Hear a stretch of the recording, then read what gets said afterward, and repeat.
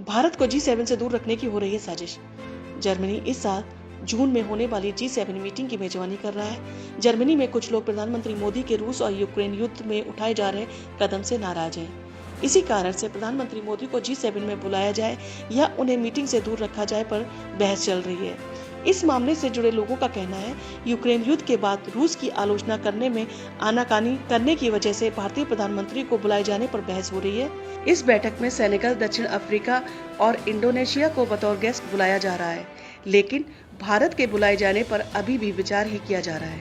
एक हकीकत ये भी है, अमेरिका से लेकर ब्रिटेन, फ्रांस तक भारत से यूक्रेन युद्ध खत्म कराने में मदद की अपील कर चुके हैं। तो फिर भला भारत से जर्मनी की इतनी नाराजगी क्यों?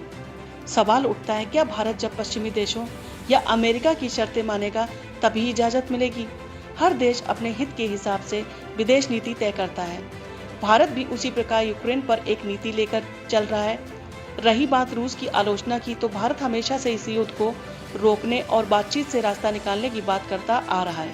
भारत उन 50 देशों में शामिल था जिन्होंने संयुक्त राष्ट्र की मानवाधिकार परिषद से रूस को निकाले जाने के लिए किए गए मतदान में भाग नहीं लिया और रूस पर कोई प्रतिबंध भी नहीं लगाया। भारत रूसी हथियारों का भी अहम आयातक है। भारत का कहना है, चीन और पाकिस्तान को रोकने के लिए उसे रूसी हथियारों की मदद चाहिए।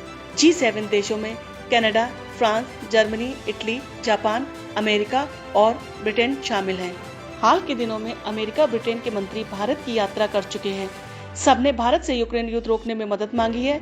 भारत के पीएम नरेंद्र मोदी अमेरिकी राष्ट्रपति से वर्चुअल मीटिंग कर चुके हैं।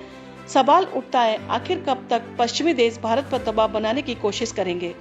एक बात तो तय है, पीएम मोदी भारत के हित के हिसाब से ही आगे बढ़ने वाले हैं। अमेरिकी राष्ट्रपति बाइडेन भारत को रूस से सस्ता तेल नहीं खरीदने पर ज्ञान दे रहे हैं, लेकिन अपने यूरोपीय मित्र देशों से ऊर्जा के आयात पर चुप हैं। भारत के विदेश मंत्री जयशंकर ने कहा, भारत रूस से जितना तेल एक महीने में खरीदता है, उतना यूरोपीय देश एक दिन के दोपहर तक में खरीद लेते हैं।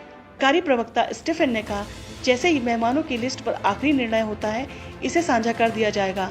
अब देखते हैं भारत को G7 मीटिंग में शामिल किया जाता है या नहीं।